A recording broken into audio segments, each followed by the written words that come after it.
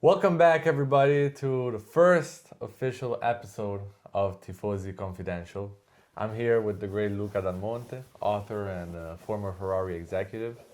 Hey, how are you guys? How's everybody? Ciao, Nico. And we're here to comment on the season finale of F1. We're in the last two races. We just completed the second to last race in Qatar. And it was interesting to say the least. It was a very interesting race for sure. I don't know for all the right reasons, but somehow McLaren has been able to keep the championship quest open until the very last race. Unbelievable. It really is a great strategy from Red Bull. Bad strategy for McLaren. Ferrari did what Ferrari does. No strategy so far.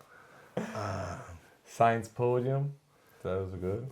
Totally. I mean, Carlos has been having a great season, and for some reason he was let go by Ferrari almost 2 years ago. Because if you remember, he was, being shown the door even before the 2024 season started. But no, we'll get into that as well. But These are all little previews of today's episode.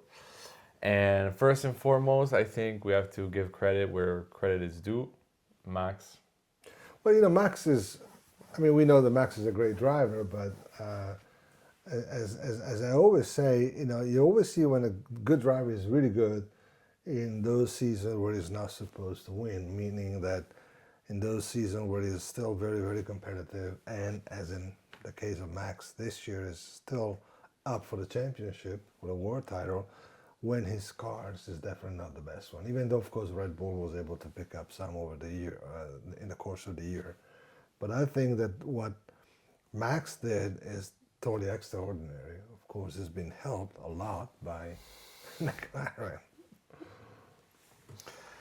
Yeah, of course, McLaren has its fault in keeping this race open, this championship open. But at the end of the day, there's always Max ready to pick up the pieces. I mean, Max has been doing again, a great season, and over this, well,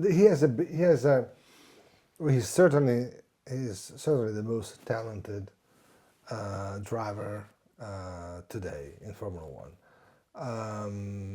And he has one big advantage over both Lando Norris and Oscar Piastri. First of all, he has got nothing to lose, and then he has the experience because he's been there before. I think about 2021. The way it came about probably was not the more linear possible, but he's been there, working and fighting and struggling for his first title.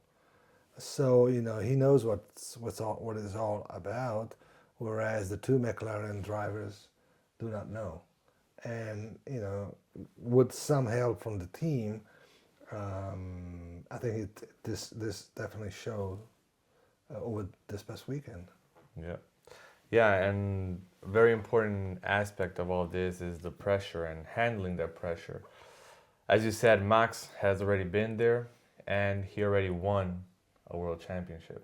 So for Lando, even now going into the last race, yes, he has an advantage, 12 points, if I'm not mistaken. Mm-hmm. But there's still pressure because anything can happen in a race, and there's always Max. Yeah, there's always Max. Red Bull, again, is not the car that it was in the middle of the season. They were able to work on it, did a superb job, by the way. And the pressure is all on Lando. Paradoxically, Oscar Piastri, who is the driver who lost the most over this past weekend, could be up for some surprises. Because, if I were Oscar, I would certainly think today that there is no way in the world that I can become world champion. And again, oddly enough, this could probably help, even though right now he doesn't look that way. The reason I'm saying this, because if you go back to the one example that comes closest to what we're going to experience in the next race is 2010. And I remember watching this live, of course, but I went to look it up. and Vettel was actually 15 points down from Alonso. Entering the last race, which was again Abu Dhabi, like next week, Alonso was 246, Webber 238, Vettel 231, and amazingly, Vettel won. In the end, 256 versus Alonso 252 and Webber 242. So the third place driver with a deficit going into the race of 15 points won. And I'm saying this because this is very important, because there was a Ferrari adopted the wrong strategy in 2010. They thought that Red Bull would certainly, strategize in favor of Webber, who was the second placed driver, second position, the worst standing. So they fashioned their race over Webber, and instead, so Alonso got lost somewhere in there because of the strategy the team adopted, and Vettel, that nobody really looked at because he was third, came up with the win and the world championship. Yep. Yeah, exactly. And now you can see that there are some similarities. Again, it's one driver against two from the same team. Yeah. But as you said, back then, Red Bull did clearly do the strategy to favor Vettel, but there's no indication that McLaren will do the same with their drivers. Well, there is no indication, but if you remember what Zach Brown said last night, he said that they understand that they made a mistake. The mistake was trying to be politically correct. This is the world. 2025 is the age of the political correct. Therefore, no racing orders, no Scuderia orders, which is actually what motor racing is all about. That's what it's been all about since the 1930s, actually even the 20s probably, of the last century. So not having the guts to be unpopular, if you want to, and take one stand for one of your two drivers, you may end up losing the world championship. We were talking about 2010, but Ferrari did the same, a different mistake, but they did not manage their two drivers until it was too late in 1974. So with both Niki Lauda and Claire Regazzoni fighting for the championship, the world title went to Emerson Fittipaldi. So what I'm saying is you need to be extra careful. It doesn't really matter how competitive your car is, how good your drivers are. It takes a lot of strategizing. And whether you like it or not, and I understand that when there are human beings involved, these drivers are not machines, so they need to be nurtured and taken care of. But if you do want to win, you need to take stands, make choices. Which, I remember back in 2002 when Ferrari was heavily criticized. When I think it was the Austrian Grand Prix, I think it was like the fourth Grand Prix of the season, so the season had just begun. And Jean Todt, who knew what he was talking about and had big shoulders, ordered Barrichello to slow down and let Michael pass. And there was so much, never seen so much criticism toward a team order. But what Jean said was, if we did this, it's because we respect and we fear our opponents so much that we don't want to take any chances. Yeah. And Michael then went on to win his fifth world championship. Yeah. Yeah. While nowadays McLaren just cares about having a fair fight. That's how they want to go racing. Give both of the drivers an equal opportunity. It's beautiful. It's honorable. Whatever, but it may actually backfire. And if I understand correctly what Zach said last night, they will not do this in the last race. So much so for Oscar. Oscar was given a chance, and probably, and this actually would be the wisest thing to do on McLaren's part. You have to go into the next race at Abu Dhabi with a clear strategy, which you may actually change over the course of the race if something happens. But they cannot go in and do what they supposedly and effectively did over the last 200 races of this year, 23 races of this year. They need to take the freedom away from the drivers and direct them. Otherwise, they may be, world champions, manufacturers, which, by the way, nobody cares about. Okay, let's not fool ourselves. That's not the world championship you want to win. And Max may actually come up with his 5th personal world title. Yeah. Interesting. Well, I mean, this is what motor racing is all about. I don't think it's, it may be unpopular to talk about these things, but that's the way it goes. I mean, this is why you normally don't need 2 top drivers in the same team, because they work on paper. Look at Senna and Prost in what, 88 and 89. What happened? The 2 top drivers, they end up fighting against each other. So you need to have one driver that looks up for the world title, that fights for the world title, and another one that covers his back.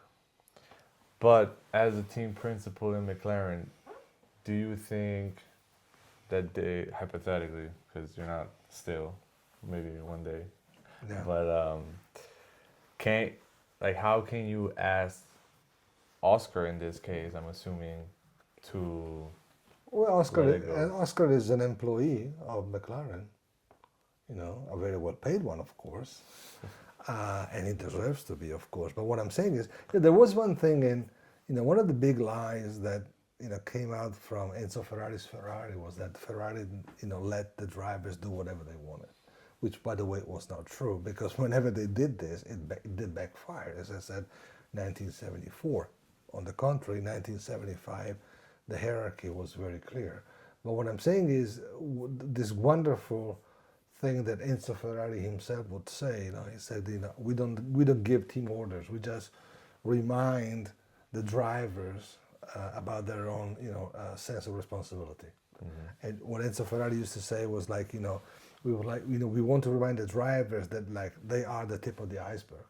They are, dozens, and in that case, hundreds or thousands of people right now working for them, which was true also in Maranello, because the racing team was small compared to today, but you still had 1,000 people in Maranello working at Ferrari. So Ferrari would say, don't do silly stuff in the race. You don't fight against each other, because it's not only you. It's not even only the team. It's actually the whole factory that you represent. So what I think might happen is, Zach will go to Oscar and say, Oscar, okay, you got credit for next year. Let's help Lando win the title this year. Be a good number 2 guy in this last race, and we'll remember this next year. This happens all the time in motor racing. It's going to be a tough one for Oscar, but all comes down to the wire. So. Well, it's all experience. What I'm saying is, Oscar is very young. He's been going much faster than everybody predicted. So what I'm saying is, this is the kind of things you put in the bag, and that will help you later in your career. Yeah, you're not going to like it. You're going to hate it, and you have every right to do it. But you don't have to look at your life or your career just for what it is today. Just think of 1 year, 2 years, 5 years down the road. And Oscar is in the best team, because right now McLaren is of course the best team, and he will have some credit next year. Yeah. Well, he'll definitely hope to be able to use that credit with a good car even the following season, because new rules, you can't expect really to be fighting. Yeah, but correct. I mean, we don't know what's going to happen with all these new rules and regulations that will change. But McLaren did a wonderful job over the last 2-3 seasons, to come up. I mean, if you remember, only a few years ago, McLaren was, and also ran, and this year they've been dominating, and now again, let's see what happens. Because what I'm saying is, yes, they did win the manufacturers title, but what is very important and what we all do remember is the driver's title, and this is still up for grab. Yeah, what's not up for grabs is the fourth position in the Constructors' Championship, which is officially Ferrari's standing this year. Fourth Yeah. best team. Yeah, or six fours. Sixth, fourth. The car, that's what it was.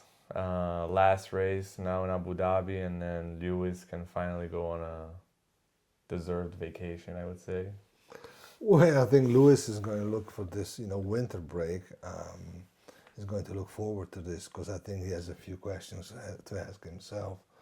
I think when he left Mercedes, I'm sure that he knew that it was not necessarily going to be a smooth ride, but I don't think Lewis thought it would be this hard. And then of course, it's not only the car, it's not only the new team, it's not only whatever. I think it's a combination of all these things. Yeah. But let me say one thing. We've been criticizing, of course, McLaren's, protocol correctness. But very honestly, Zach last night said we made a mistake. We made a mistake, which is a big mistake, by the way. But you cannot in the next to last race have one strategy for both drivers when everybody else did something. I mean, It was like at one point I said, "Is this really going to happen?" Then, of course, there's something inside the story. Is like, why were they forced to do two pit stop? But that's a different story. But we may talk like in the off season or whatever. But what I'm saying is, they've been talking honestly, and even Red Bull, they excused them. They said they were sorry. They apologized for that nasty remark that they made during the race. They said, when they said what happened to, why is Lando already there? They said something like, Antonelli or Kimi may have let him through somehow, whatever. He just parked it on the side of the track. Well, I mean, what I'm saying is like, of course, Antonelli made a mistake because he's young and he was under pressure, which he actually did handle quite well until that mistake. Exactly. But that phrase that we heard over the radio was totally bad, which is understandable, by the way. In the heat of the battle, you say stuff. Yeah. I'm not even going to say that you're going to regret. You say stuff that you don't even mean, but that's the adrenaline of the situation. But they were gentleman enough to apologize.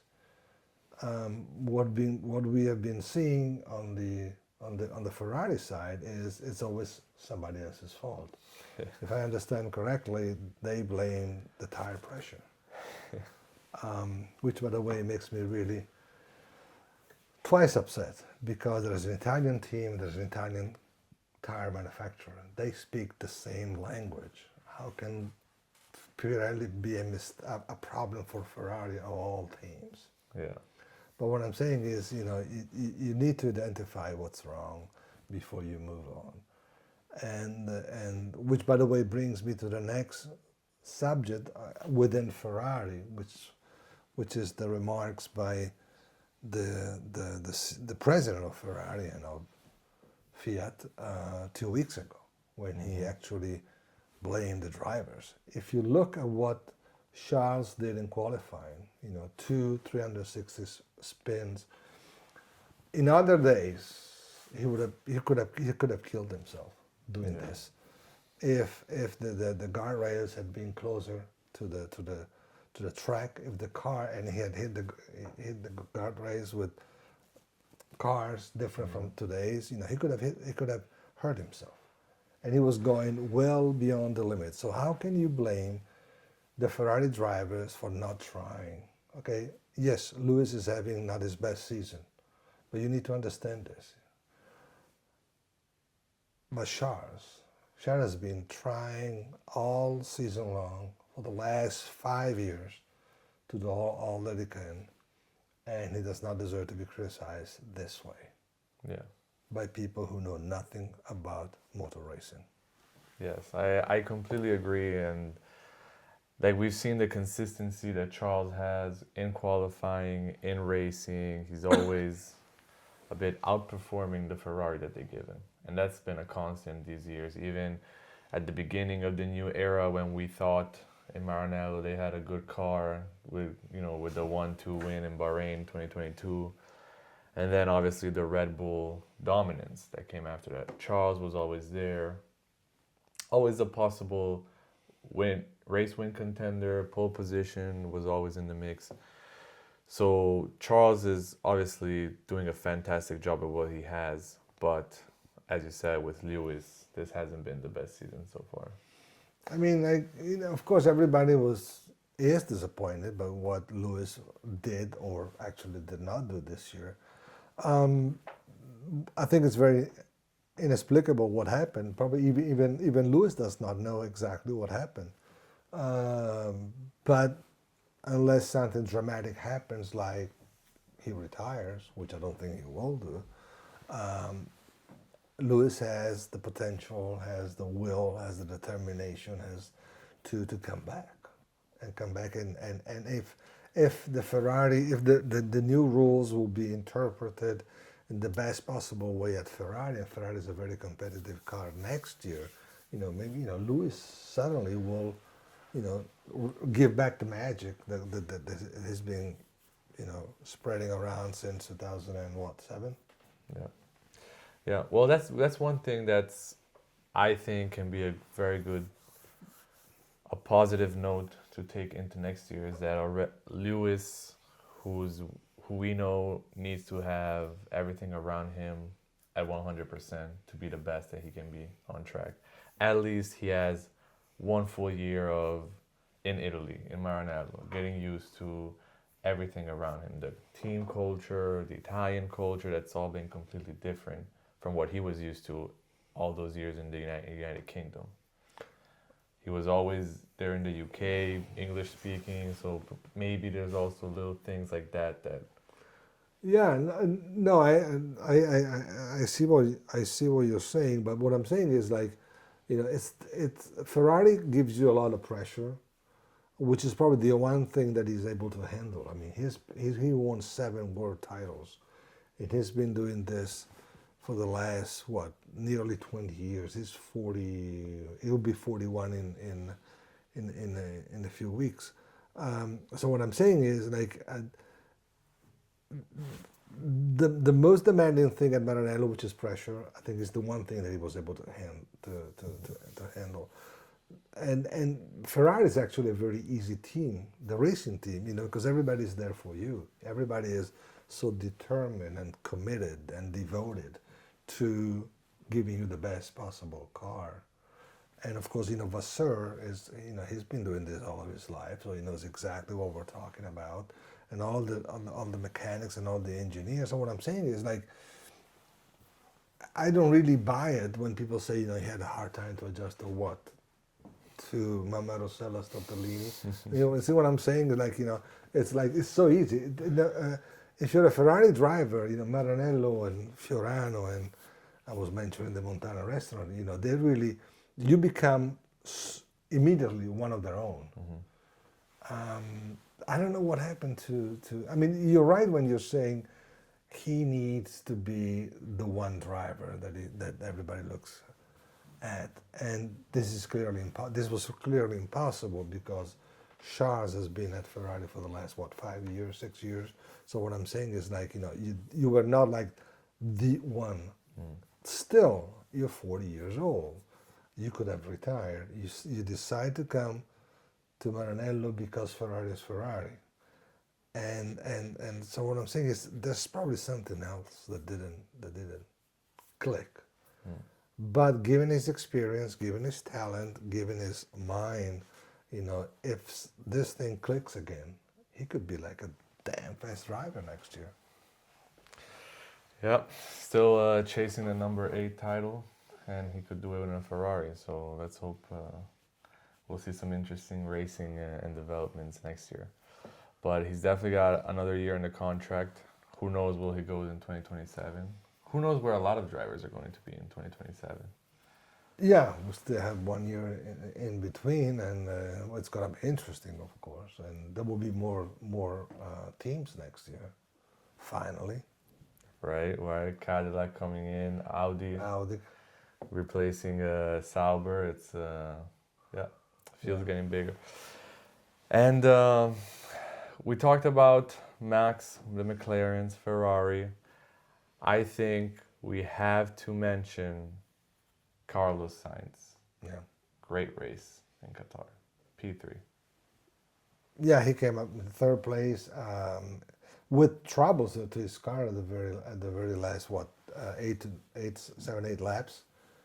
With a very interesting situation because Lando was filling the gap and Antonelli was trying to be there in between. I mean, Carlos did a wonderful season, not only this past race. I think it's like the second podium, right? Yeah. But he's been consistent. As I mentioned before, the decision on the part of Ferrari to let him go. I mean, I can understand why you want to hire Hamilton, but you had these two young, fairly young drivers, who, by the way, even though both of them wanted to win, they did get along quite easily. And I mean, none of them was a star of the magnitude of Lewis. So anyway, so he was let go, and Williams has been doing a great job because what I'm saying is, they have not come full circle the way McLaren has, but they are very close if you think about it. And of the two drivers, Carlos has been by far the most consistent and the fastest one this year. So I mean, like I'm very happy for him. I'm very happy for him. Yeah, Williams is fifth in the championship right now, and yeah, great achievement. They were, I think, last year, Yeah. so that's great steps forward. Um, we'll see next year. Obviously, there are teams, especially. What do you think of this new era of regulations where the engine is so important? Yeah. Obviously, the new engine is going to be 50-50 with the battery as well. So, a lot of client teams, for example, Williams being a Mercedes client, or Haas and Cadillac are going to be Ferrari. How confident can these client teams be that if they get the car itself right, then the engines that they get from the home Suppliers, yeah. factories will be good. They can. Well, that will make all the difference. The fact is, I mean, changes in regulations have happened all throughout the history of Formula One. Just give you an idea, in 1952 and 53, because they were changing the regulations in 54, and this, of course, after World War II, they raced in Formula One with Formula Two cars. What I'm saying is, Formula One, there's nothing new in Formula One, Yeah. when it comes down to regulations. But it's always it's always a big question mark. The problem with Ferrari is that Ferrari missed the point in all the new starting since 2013. So what I'm saying is, if I were a Ferrari client, I probably will be looking looking at 2026 with a lot of anticipation, but maybe like with some shivers, as if I compare if I were buying engines from Mercedes. I don't know. I mean, what I'm saying is nobody really knows, and of course, Ferrari has the manpower and the brain power and the means to do a great job. The thing is, whenever there's a change of regulations, it's there. Like in the old days, it was even more difficult because there were like loopholes, or the interpretations could be much more loose than they are today. So today it's actually stricter. But if you think about it, I mean, like the cars today, because we talk about like a superpower of McLaren, which is actually clear and apparent. Everybody can see that. And then you have Max, of course. But then if you remember, like yesterday, behind Alonso, there were 1.10 cars, Yeah. like almost like in the old days, looked like a 1970s car, a race. Yes. And what I'm saying is like the gap is so close, Yeah. and that really anything can happen next year. But we will not know until the season will be underway, because of course there is basically no testing anymore. This is it makes it very hard on the drivers and on the teams, because you don't really know what's going to happen until it's happening. Yeah. Yeah. And a very, very short winter, maybe one of the shortest we ever had in Formula One. Yeah. With the championship ending in December 7th. Yeah. And we'll probably get back to testing in February, beginning of Yes. March. Yeah, it's gonna be. I mean, like, not being able to test is one of the problems of today's Formula One, of course, especially for those teams like Ferrari that owns their own testing ground. I mean, I remember when I was at Ferrari, like during the day, you could hear either Michael or Rubens or Luca Badoer. Somebody was always lapping in Fiorano, and Maranello being so small, you could hear it. And literally, that was like from early in the morning until early in the evening, when there was no more light to see. I mean, and that was, Michael Schumacher, Jean Todt's, Ferrari. So they were on top. Yeah. And yet they were testing and testing and testing. And today you cannot do any testing. And I understand that the drivers, may use the simulator and be good. I didn't understand many things, but the car is a different story. Yeah. There is no simulation for a race environment. Yeah. For as sophisticated as all the machines that they have and are. Yeah. And that in turn affects the entertainment on track. Because as we were noticing yesterday, the championship, even this last race, they've been entertaining, but not because of one particular driver or situation, but not because of one driver, but because of the situation, because of the tire limit or. What I'm saying is, like, it's been a very interesting Grand Prix, and it's been a very interesting season with basically no overtaking. Drivers don't overtake each other anymore, or certainly not in the measure that they used to. Even yesterday, it's like a big chess game. Yeah. You could call not Drive to Survive. You could call the Queen's Gambit. That's what it is. That's what Formula One is today, and old people like me don't necessarily appreciate it. But maybe this is the way Formula One has changed into a big strategy game. And thank God for people like Max, because they show that drivers can still make a difference, because most of them don't. I'm sorry to say this, but what I'm saying is, whether you change the names, you put them on those cars, and they win or they place whatever they do, the same position as the others, with exceptions. And Max, of course, is one of them. So, looking at the last race of the season, cool. It's gonna be cool. Any predictions? No, I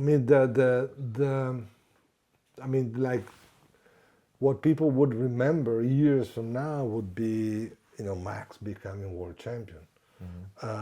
It is not so easy, of course, because McLaren still are, and unless they get disqualified again, McLaren still are the two best cars. So what I'm saying is, and finally, according to what Zach Brown said last night after the race, they will strategize. They will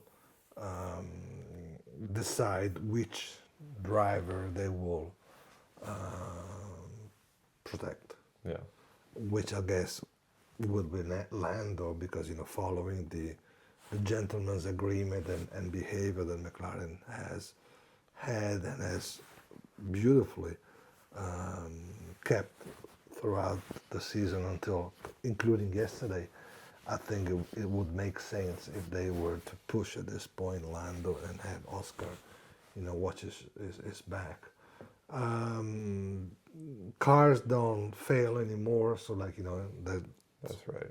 likely there's not going to be any mechanical breakdown, and Ferrari's kind of behind, and Mercedes hasn't had the best races over the last 2 3 races. So what I'm saying is these three drivers will likely fight each other